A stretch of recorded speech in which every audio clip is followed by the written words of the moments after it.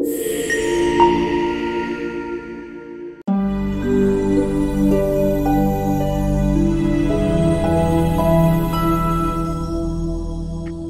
আমরা আজকে এআই অর্থাৎ আর্টিফিশিয়াল ইন্টেলিজেন্সের উপরে ক্লাস করব। তো এআই এর উপরে ক্লাস হবে মোট চারটা। চারটার মধ্যে আজকে হবে প্রথম ক্লাস।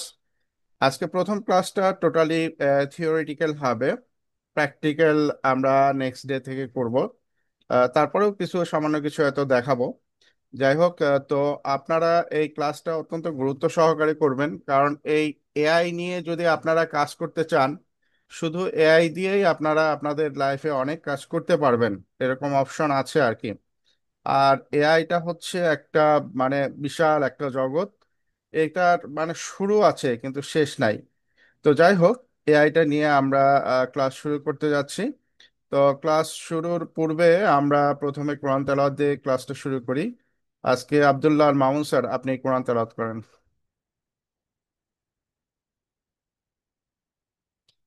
আপনার মাইক্রোফোনটা অন করেন, মাইক্রোফোনটা অন করে কোরআন তেলাওয়াত করেন। أعوذ بالله من الشيطان الرجيم. بسم الله الرحمن الرحيم. تبارك الذي بيده الملك وهو على كل شيء قدير. الذي خلق الموت والحياة ليبلوكم أيكم أحسن عملا وهو العزيز الغفور. الذي خلق سبع سماوات طباقا ما ترى في خلق الرحمن من تفاوت فارجع البصر هل ترى من فطور. صدق الله العظيم. মাশাল্লাহ, মারহাবা, খুব সুন্দর কোরআন তেলাওয়াত করার জন্য আপনাকে অসংখ্য ধন্যবাদ। তো আমি যেটুকু বলতে চাচ্ছিলাম সেটা হচ্ছে যে আমরা এখানে যারা অ্যাটেন্ড করছি, প্রত্যেকেই আমরা আমাদের যে সময়টুকু দিচ্ছি এই সময়টা অত্যন্ত গুরুত্বপূর্ণ। যদিও হয়তো আমি ক্লাসটা শুরু করার পরে প্রথম দিকে দুইটা ক্লাস আপনাদেরকে নিয়েছি, হয়তো খুব বেশি ফাস্ট হয়ে গেছে। আমি চেষ্টা করব আপনাদের যে সময়টুকু আপনারা দিচ্ছেন সেই সময়টুকু পরিপূর্ণ সময়ই যাতে আপনাদের কাজে লাগে। হ্যাঁ, সময়টুকু যাতে নষ্ট না হয়, এই সময়টুকুকে আপনারা মানে সঠিকভাবে ইউটিলাইজ করতে পারেন, সেভাবে আমি আপনাদের ক্লাসটা নেওয়ার চেষ্টা করব। তো যে যেখানে আছেন, হয়তো সারাদিনের কর্মব্যস্ততার পরে কাজ শেষ করে এসে আপনারা ক্লাস করছেন, আপনাদের সময়টা অত্যন্ত গুরুত্বপূর্ণ। তো যাই হোক, আমি আমার দিক থেকে আপ্রাণ চেষ্টা করে যাব যাতে আপনাদের সময়টার সঠিক মূল্যায়ন হয়। এই সাথে আপনাদেরকেও একটু চেষ্টা করতে হবে, আমি যতটুকুই করাবো আপনারা যদি সেটা প্র্যাকটিস করেন তাহলে আশা করি ইনশাল্লাহ আপনারা আমার সাথে সাথে এগিয়ে যেতে পারবেন। হয়তো আপনাদের একটু গ্যাপ হয়ে গেছে, মাঝে বেশ কয়েকটা ক্লাসে একটু গ্যাপ হয়ে গেছে, যে ক্লাসগুলো হয়তো আমরা আহ, মানে একটু পিছিয়ে পড়েছি। একটা ক্লাস কন্টিনিউ হতে হতে হঠাৎ করে যদি গ্যাপ পড়ে যায় তাহলে আসলে সেটার কন্টিনিউটি থাকে না। এটা সবারই একটু প্রবলেম হয়। তো যাই হোক, সেই প্রবলেমটা যাতে না হয় সেজন্যই হয়তো স্যার একটু ব্যস্ততা থাকার কারণেই আমি ক্লাসগুলো নিচ্ছি আর কি। তো যাই হোক, আমরা আজকের ক্লাসে যেটা আছে সেখানে ক্লাসে চলে যাই। আজকে আমরা যে পার্টটা নিয়ে ক্লাস করব সেটা হচ্ছে আর্টিফিশিয়াল ইন্টেলিজেন্স। তো আর্টিফিশিয়াল ইন্টেলিজেন্স এটা আপনারা হয়তো অনেকেই শুনতেছেন অনেক অনেক জায়গা থেকে। আচ্ছা, আমি আমার স্ক্রিনটাকে শেয়ার করে দিচ্ছি।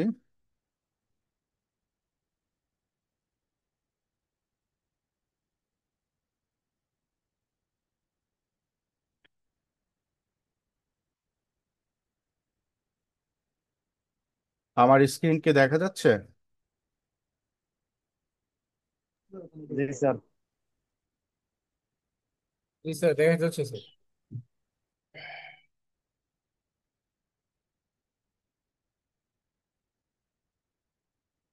মিনিমাইজ করে নিই। তো আর্টিফিশিয়াল ইন্টেলিজেন্স বলতে আমরা কি বুঝি? কৃত্রিম বুদ্ধিমত্তা, তাই না? এই কৃত্রিম বুদ্ধিমত্তা নিয়েই আমরা আজকের আলোচনা হবে পুরোটা। তো আমরা নর্মালি সব জায়গাতেই শুনতে পাচ্ছি যে হ্যাঁ, আর্টিফিশিয়াল ইন্টেলিজেন্স দিয়ে অনেক কিছু করা যাচ্ছে, আবার অনেকে মনে করছে যে আর্টিফিশিয়াল ইন্টেলিজেন্স এটা যদি স্ট্যাবলিশড হয়ে যায় তাহলে অনেক জায়গায় চাকরির বাজারটা কমে যাবে, অনেকে চাকরি হারাবে। আসলে যারা যোগ্য লোক তারা এখনো যেমন জব করতেছে তখনও তেমন জব করতে পারবে। তো আমরা এই মডিউল থেকে যে আর্টিফিশিয়াল ইন্টেলিজেন্স, যেটা আমরা আজকে আমাদের যে মডিউলটা আছে সেটা থেকে আমরা আসলে কি কি শিখতে পারবো সেটা একটু দেখি। আমরা আসলে আর্টিফিশিয়াল ইন্টেলিজেন্স এটার বলতে কি বুঝি, এটার সংজ্ঞাটা আমরা বুঝতে পারবো, জানতে পারবো। এটার কাজ করার প্রক্রিয়া ব্যাখ্যা করতে পারবো। বাস্তব জীবনে কোথায় কোথায় এই আর্টিফিশিয়াল ইন্টেলিজেন্স ব্যবহার হচ্ছে তা উদাহরণ সহ আমরা ইনশাল্লাহ বলতে পারবো, বোঝার চেষ্টা করব। আর এটার সুবিধা বা চ্যালেঞ্জ, এটা কি আছে না আছে সেগুলো নিয়েও আমরা আলোচনা করব। তো প্রথমে আসি যে আর্টিফিশিয়াল ইন্টেলিজেন্সটা কি। এটা আসলে সংজ্ঞায়িত করতে গেলে তো অনেক বড়, অনেকভাবে সংজ্ঞা করা যায়, বলা যায়। তো আমি এখানে ছোট্ট করে একটা সংজ্ঞা দিচ্ছি, সেটা হচ্ছে কৃত্রিম বুদ্ধিমত্তা হলো এমন প্রযুক্তি যা মেশিনকে মানুষের মতো শেখা, সিদ্ধান্ত নেওয়া এবং সমস্যা সমাধান করার ক্ষমতা দেয়। এটা কি আপনারা বুঝতে পেরেছেন কি? যে কৃত্রিম বুদ্ধিমত্তা মানে আর্টিফিশিয়াল ইন্টেলিজেন্স হলো এমন একটা প্রযুক্তি যা মেশিনকে মানুষের মতো শেখা, সিদ্ধান্ত নেওয়া এবং সমস্যা সমাধান করার ক্ষমতা দেয়। এখন যেটা হচ্ছে যে আমি আসি যে এটা নিয়ে একটু আপনাদের থেকে আপনাদের আপনাদের একটু ধারণাটা জানতে চাচ্ছি যে আপনাদের কি ধারণা আছে। মনিরুজ্জামান, আপনি একটু বলবেন?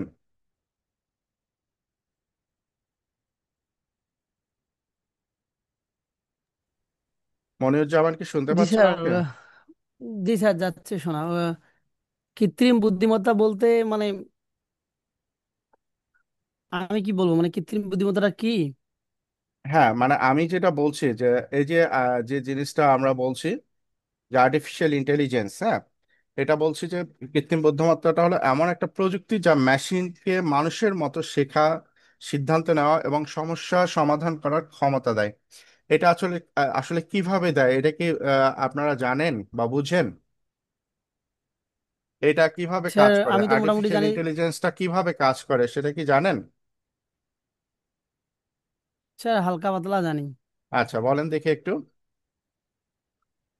যেমন স্যার চ্যাট জিপিটি ধরেন, বা বিভিন্ন ধরনের এআই টুলস গুলো আছে, হ্যাঁ। যেগুলো আমরা যদি কাল কোনো প্রকার তথ্য জানতে চাই, সেই তথ্যগুলো যদি কাল সেখানে প্রমোট আকারে সাজিয়ে দেই, বা হ্যাঁ। কোনো একটা বিষয় দিয়ে যদি কাল ওদের কাছ থেকে বিস্তারিত জানতে চাই, তো সেই বিষয়গুলো এআই আর কি সুন্দর করে সাজিয়ে দেয়। বা যে কোনো আচ্ছা। তথ্য, আমাদের কোনো একটা প্রবলেম হয়েছে, ওটা হুম। দিলে এআই এর মাধ্যমে আমরা সুন্দরভাবে ওইটার বিস্তারিত জানতে পারি। ওকে, ফাইন। এই যে সুন্দরভাবে সাজিয়ে দেওয়াটা, এটা একটা রোবোটিক সিস্টেম। আচ্ছা, এটাই আর এটা কি। হ্যাঁ, গুড। আপনার জানাটা ঠিক আছে যে আমরা যদি কোনো সমস্যা তার সামনে উপস্থাপন করি, সেই সমস্যাটাকে আমরা যেমন যদি আমার একটা সমস্যা হয়েছে, আমি আমার বন্ধুকে জিজ্ঞাসা করছি যে দোস্ত, এই প্রবলেমটাতে ফেস করছি, এই প্রবলেমটা আমি কিভাবে সলভ করব। তাহলে সে দেখা যাচ্ছে তার যে বুদ্ধি আছে সেই বুদ্ধিটা দিয়ে, তার যে জ্ঞান আছে সেই জ্ঞানটা দিয়ে সে এটাকে আমাকে সলিউশনটা দেওয়ার চেষ্টা করছে। ঠিক আর্টিফিশিয়াল ইন্টেলিজেন্স এরকমই একটা সিস্টেম, যে সিস্টেমে আমরা যে কোনো কিছু যদি তাকে বলতে চাই, যে কোনো কিছু সম্পর্কে যদি তার কাছে জানতে চাই, সে তার বুদ্ধিমত্তা দিয়ে সে আমাদেরকে সমস্ত প্রবলেম সলভ করে দেবে। এখন হয়তো আপনাদের মনে প্রশ্ন জাগতে পারে, আচ্ছা, সবকিছু সে সলভ করে দেয়, এটা কিভাবে, সে এত কিছু জানে কিভাবে? আসলে এটা কোনো কিছুই না। আপনারা যদি জানেন, আপনি যে কম্পিউটারটা ইউজ করতেছেন, এই কম্পিউটার সম্পর্কে, কম্পিউটারটা কি একটা আহ, গণনা যন্ত্র নামে এক সময় এটা পরিচিত ছিল। দ্যাট মিন্স প্রথম যখন কম্পিউটার আবিষ্কার করে সেই সময় এটাকে কম্পিউটার না, এটা অ্যাকচুয়ালি একটা গণনা যন্ত্র হিসাবে আবিষ্কার করে। বড় বড় অঙ্ক, বড় বড় ম্যাথ ক্যালকুলেশন করার জন্য তারা কম্পিউটারটাকে ইউজ করত। পরবর্তী সময় ধীরে ধীরে শুধু মানে গণনা যন্ত্র না, পরবর্তী সময় সকল কাজের ক্ষেত্রেই তারা কম্পিউটারের ব্যবহারটা নিয়ে এসেছেন। তো এই যে কম্পিউটার, আমি তাকে একটা কোনো কিছু যেন কমান্ড দিলে সে তার এগেনস্টে, তার প্রতি উত্তরে আমাকে তার ফলাফলটা দেখায় দিচ্ছে। যদি আমি মাইক্রোসফট ওয়ার্ডেই যদি আমি কোনো কিছু টাইপ করি, দেখবেন যে আমি টাইপ করলে আমি কিবোর্ডের মাধ্যমে যে ইনপুটটা দিচ্ছি অর্থাৎ যেগুলো টাইপ করে দিচ্ছে সেটাই কিন্তু সে ওইখানে টাইপ হচ্ছে, এবং আমি প্রিন্ট করলে প্রিন্টটা হচ্ছে আউটপুট, সেটাই একটা আউটপুট আমাকে দেখায় দিচ্ছে। যেমন আপনি যদি কোনো সিনেমা বা কোনো গান যদি দিয়ে দেন, তাহলে আপনি যখন তার মধ্যে দিয়ে দিচ্ছেন তারপরেই কিন্তু ওটা আপনি ডিসপ্লে করে দেখতে পাচ্ছেন। আপনি দেখেন একটা সিম্পল জিনিস, আপনি একটা ওয়েবসাইট যদি ক্রিয়েট করতে চান, একটা ওয়েবসাইট যদি তৈরি করতে চান, তাহলে একটা ওয়েবসাইটে আপনি আপনার দিক থেকে যে সমস্ত ইনফরমেশন গুলো দিয়ে দিবেন, ঠিক সেই সমস্ত ইনফরমেশন গুলোই সে আপনাকে আউটপুট দিয়ে দিবে। ঠিক আর্টিফিশিয়াল ইন্টেলিজেন্সটাও একই রকম। এখানে অসংখ্য অসংখ্য তথ্য ভান্ডার রয়েছে, ডাটা ব্যাংক রয়েছে। হ্যাঁ, অসংখ্য তথ্য ভান্ডার রয়েছে, ডাটা ব্যাংক রয়েছে। সেই তথ্য ভান্ডারের উপরে বেস করে আপনি যখন তাকে কোনো কিছু ইনফরমেশন জানতে চাচ্ছেন, ঠিক সেই ইনফরমেশনটা আপনাকে সে তার তথ্য ভান্ডার থেকে বের করে নিয়ে এসে আপনাকে দিচ্ছে। এটাই হচ্ছে মূল ব্যাপার। যে আপনারা তো জানেন যে আজকে গুগল সৃষ্টি হওয়ার পরে গুগলে অনেক অনেক, আপনি গুগলে ফর্ম ফিল আপ করতেছেন, গুগলে আপনার জিমেলটা ওপেন করতে যাচ্ছেন, দেখেন আপনি জিমেল ওপেন করতে গেলে আপনার ফুল নাম নিয়ে নিচ্ছে, আপনার ডিটেলস ইনফরমেশন নিয়ে নিচ্ছে, ডেট অফ বার্থ নিয়ে নিচ্ছে, আপনার ফোন নাম্বার নিয়ে নিচ্ছে, অনেক সময় অনেক জায়গাতে আপনি ফর্ম ফিল আপ করে আপনার অ্যাড্রেসও দিয়ে দিচ্ছেন। তো যখন সে মাহিনুর মাহিনুর নামে যিনি আছেন, মাহিনুরের যখন ইনফরমেশন গুলো আপনি দিয়ে দিচ্ছেন, আমি অন্য প্রান্ত থেকে যখন আমি জানতে চাচ্ছি যে মাহিনুর কে, যখন মাহিনুর নামে আমি কাউকে সার্চ করতে যাচ্ছি, তখন মাহিনুর নামে যারা আছে তাদের সকল ইনফরমেশন গুলো আমার সামনে উপস্থাপন করছে। তো সে ইনফরমেশন গুলো পেলো কোথায়? আমি আগে দিয়েছি তাই সে পেয়েছে। ঠিক আর্টিফিশিয়াল ইন্টেলিজেন্সটাও একই রকম। তাকে যে সমস্ত তথ্যগুলো দেওয়া হয়েছে সেই তথ্যের উপরে বেস করেই সে সমস্ত, আমরা তার কাছে যা জানতে চাই সেটার আউটপুট দেয়। হ্যাঁ, এখানে একটা ব্যাপার হচ্ছে সেটা, যে একজন মানুষের ব্রেনে যে সক্ষমতা আছে, আর্টিফিশিয়াল ইন্টেলিজেন্স, মানুষের ব্রেন তো আল্লাহ তাআলার দেওয়া, তার সাথে তো আসলে কোনো কিছুর মানে তুলনা হয় না। কিন্তু এখানেও তারা যে ক্যালকুলেশন গুলো করে, সেই ক্যালকুলেশন গুলো সেকেন্ডের হিসাব না, ন্যানো সেকেন্ডের হিসাব। মানে এক সেকেন্ডেরও হাজার হাজার ভাগের এক ভাগের হিসাব। সে ন্যানো সেকেন্ডের মধ্যে সমস্ত তার ডাটাগুলো ক্যালকুলেশন করে আপনাকে আউটপুট দিচ্ছে। তো হিউম্যান ইন্টেলিজেন্স ভেস এআই, দুটোর মধ্যে পার্থক্যটা কি? মানুষ অভিজ্ঞতা দিয়ে শিখে, আর এআই তার যে ডাটা রয়েছে বা তার যে অ্যালগোরিদম রয়েছে, সে ডাটা বা অ্যালগোরিদম দিয়ে শিখে থাকে। আচ্ছা, যদি আমরা আর্টিফিশিয়াল ইন্টেলিজেন্সের হিস্ট্রিটা দেখতে যাই, তাহলে দেখব কি যে আর্টিফিশিয়াল ইন্টেলিজেন্স আজকে হয়তো আমাদের সামনে প্রকাশ পাচ্ছে, বাট এটা 1950 সালে অ্যালেন টুরিং নামে একজন ব্যক্তি ছিলেন, যিনি তার তিনি এটার উপরে গবেষণা করেন, এবং কম্পিউটার মেশিনারি অ্যান্ড ইন্টেলিজেন্সের উপরে তিনি তার গবেষণাপত্র জমা দেন। সেটা কত সালে? 1950 সালে। ঠিক আছে।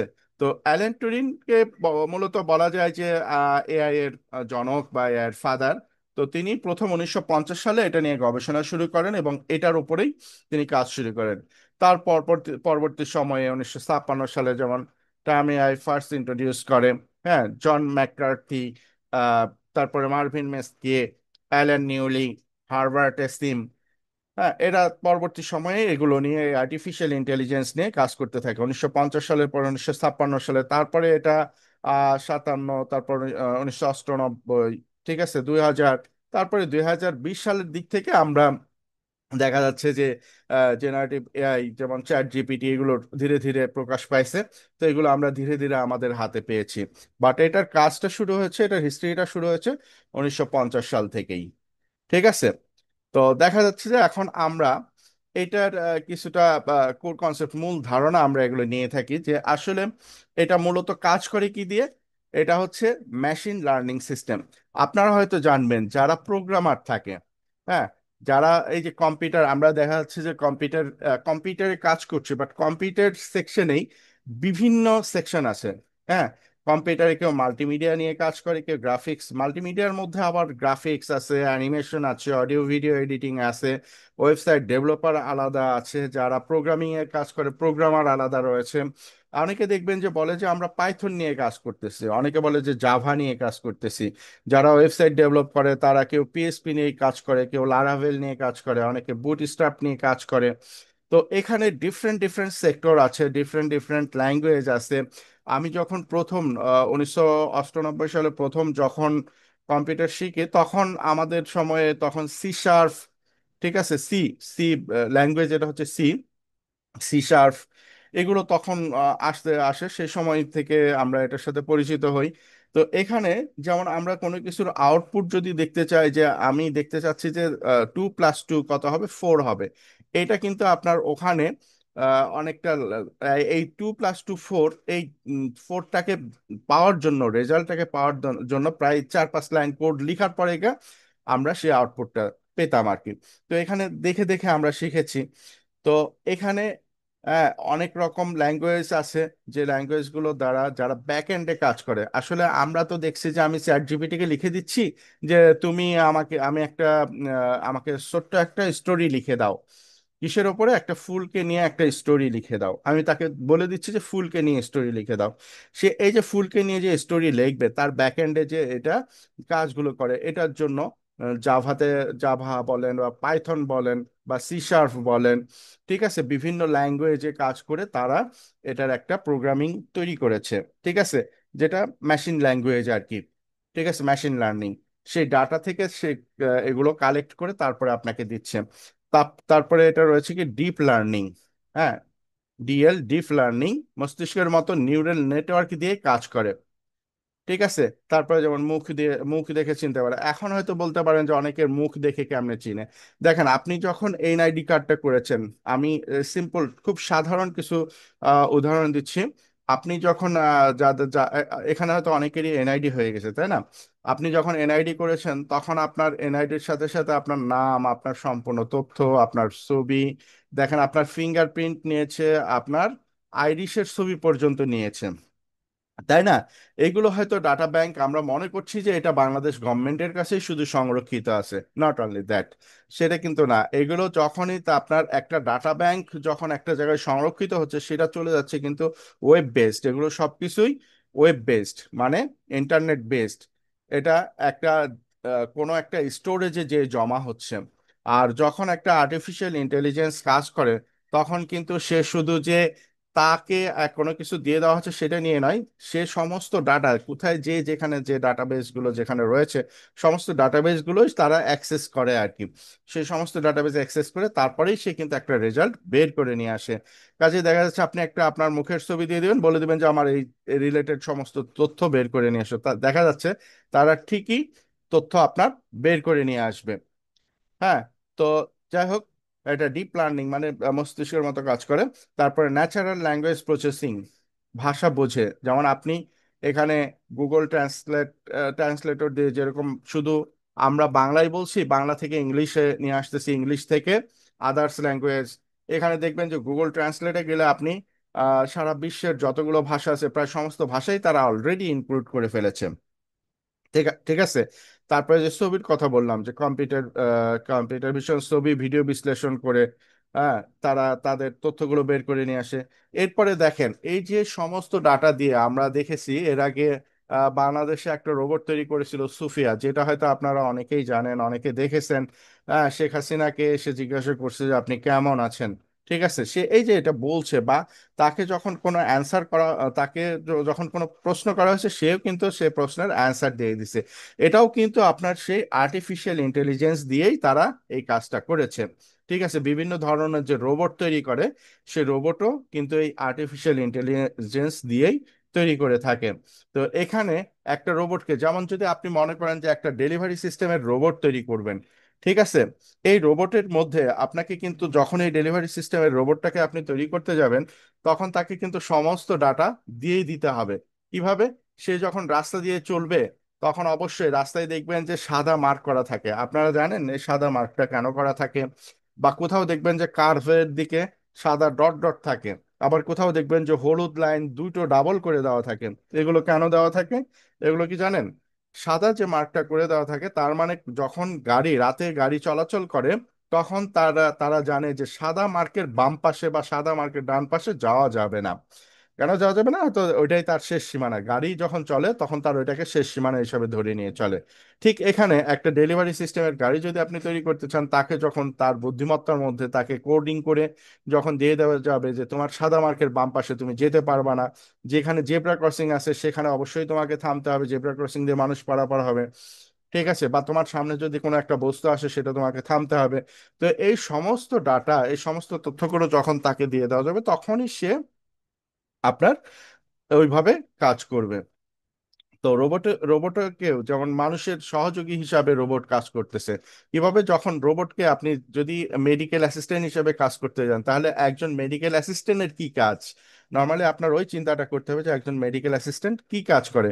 তখন সেই সমস্ত মেডিকেল অ্যাসিস্ট্যান্টের কাজগুলো যখন তার মধ্যে ইনপুট করে দিবেন, তার মধ্যে ডাটা দিয়ে বলতে এটা মেশিন ল্যাঙ্গুয়েজ বলে আর কি, মেশিন ল্যাঙ্গুয়েজ দিয়ে তাকে যখন কোডিং করে দিয়ে জানাই দিবেন যে তুমি যখন তোমার কাছ থেকে যখন সিজারের কথা বলবে, তখন তোমাকে এই সিজারটা এরকম দিতে হবে, তার দ্যাট মিনস সিজারের ছবি উঠে তার মধ্যে দিয়ে দেওয়া হয়, ঠিক আছে, তাকে কোডিং করে বলে দেওয়া হয়। তারপরে এরকম সবকিছু তাকে যখন ইনফরমেশন গুলো দিয়ে দেওয়া হয়, তারপরে সে আউটপুটটা দিতে পারে। তো আমাদের এই যে আর্টিফিশিয়াল ইন্টেলিজেন্স, এটা কোন কোন জায়গাতে আমাদের ব্যবহার হতে পারে? আসলে এখন যেটা হয়েছে, আমাদের দৈনন্দিন কাজে প্রতি মুহূর্তে, প্রত্যেকটা মুহূর্তেই কিন্তু আমাদের আর্টিফিশিয়াল ইন্টেলিজেন্সে আমাদের কাজে লাগে। এখানে কিছু উদাহরণ আমরা দেখছি, যেমন সিরি, অ্যালেক্সা, নেটফ্লিক্স রিকমেন্ডেশন। আচ্ছা, নেটফ্লিক্স রিকমেন্ডেশন, এইটা হয়তো আপনারা বলতে পারেন যে নেটফ্লিক্সটা কিভাবে এআই হতে পারে। এখানেও আপনার এআই এর ব্যবহার করা হয়েছে। কিভাবে? দেখেন, আপনি যখন নেটফ্লিক্সে যাচ্ছেন, বিভিন্ন মুভি দেখছেন, আচ্ছা আমি নেটফ্লিক্স না, আমি ফেসবুকে যাই, কারণ নেটফ্লিক্স হয়তো অনেকে ইউজ করেন, অনেকে করেন না, বাট ফেসবুকটা ইউজ করেন। এখন দেখেন, ফেসবুকে আপনি যে ধরনের ডাটা, বা আপনি যদি কোনো কিছু একবার সার্চ করে থাকেন, নেক্সট টাইমে দেখবেন যে আপনাকে সেই ধরনের জিনিসগুলোই আবার আপনার সামনে উপস্থাপন করতেছে। এটা কিভাবে?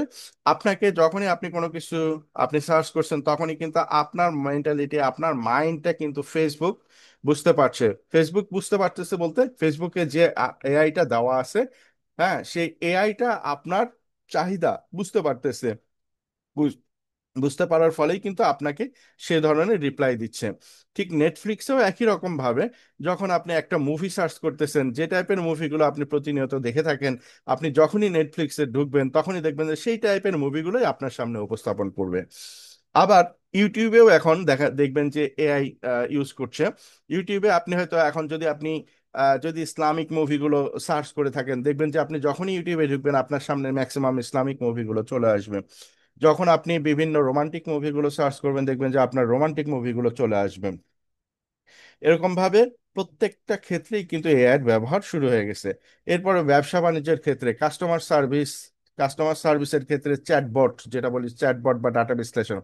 চ্যাটবটটা হচ্ছে আপনি যখন একটা ই কমার্স ওয়েবসাইট করতেছেন, ই কমার্স ওয়েবসাইটে আগে হতো কি, আপনাকে কেউ মেসেজ করলে, হোয়াটসঅ্যাপে যদি কেউ মেসেজ করে থাকে, তারপরে আপনি হয়তো বসে সে মেসেজের অ্যাপ্লাই দিতে পারেন, দিতেন।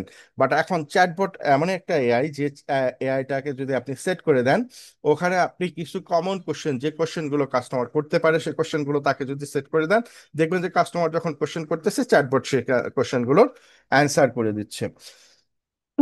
স্বাস্থ্য ক্ষেত্রে, রোগ শনাক্তকরণের ক্ষেত্রে বা ওষুধ আবিষ্কারের ক্ষেত্রে কিন্তু এআই যথেষ্ট পরিমাণে ভূমিকা পালন করছেন।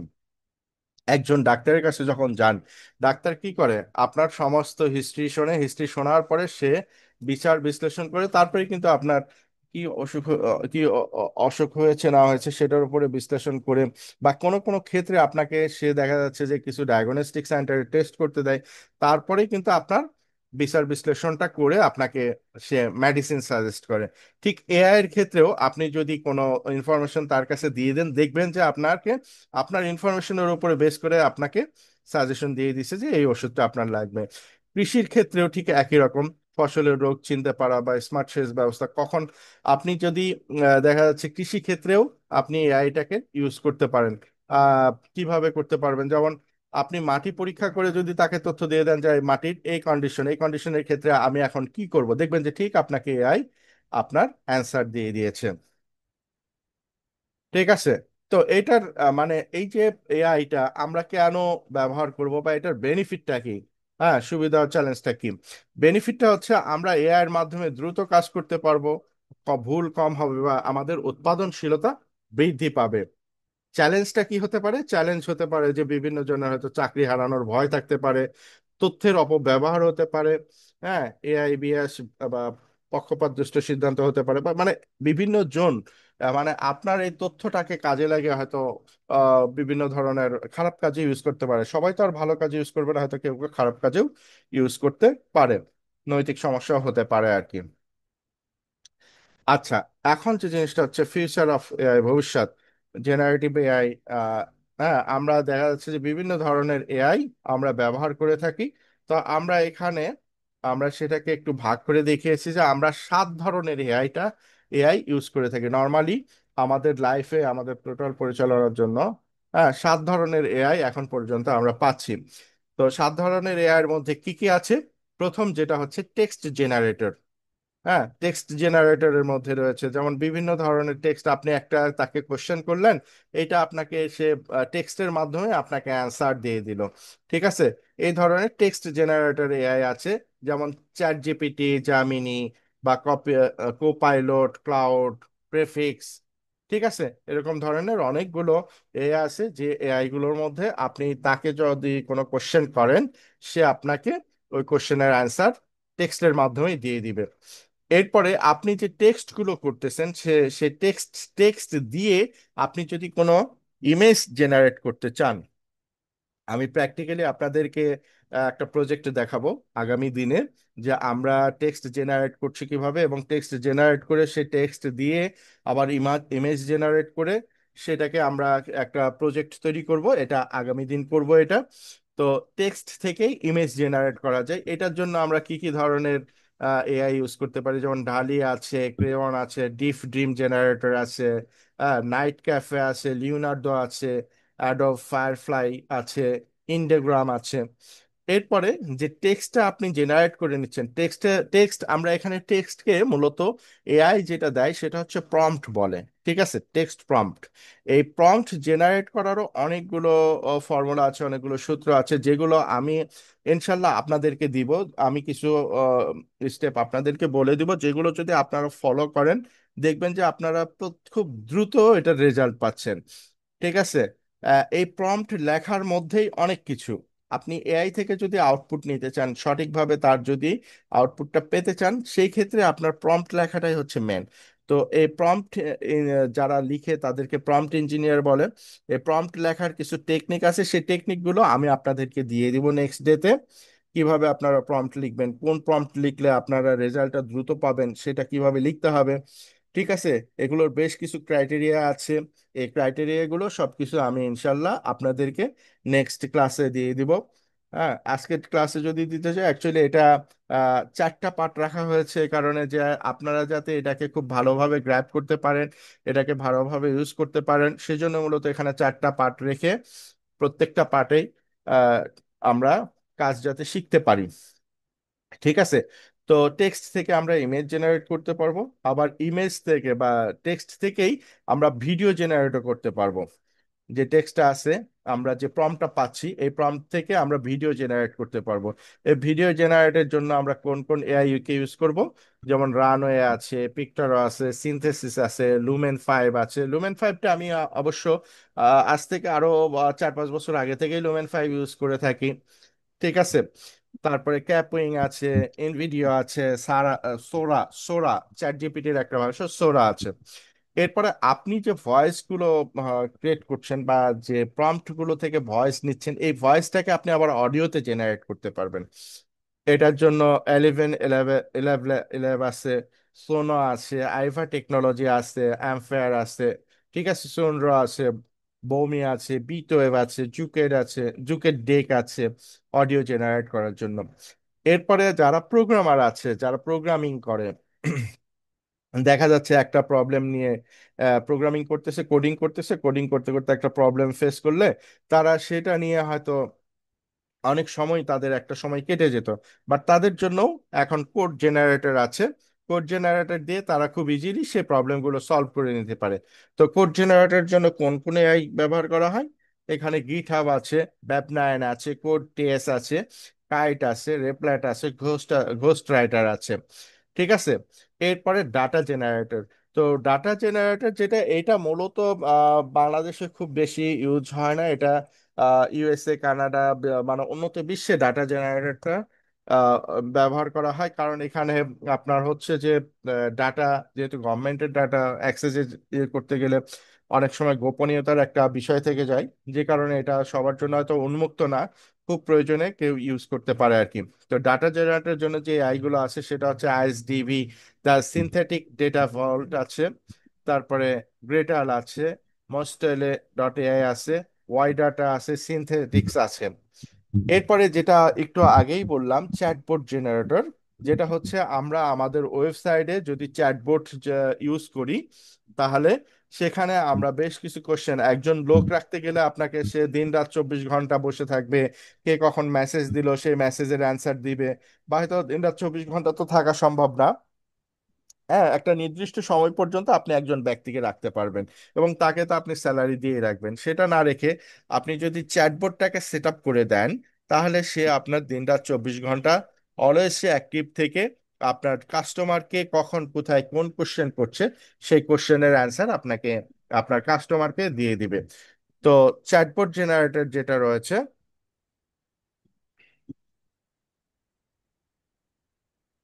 আহ আপনারা কি শুনতে পাচ্ছেন আমার কথা, মনিরুজ্জামান? জি স্যার শোনা যাচ্ছে, জি স্যার শোনা যাচ্ছে। আচ্ছা, আমার এখানে নেটে মনে হয় একটু প্রবলেম হচ্ছে।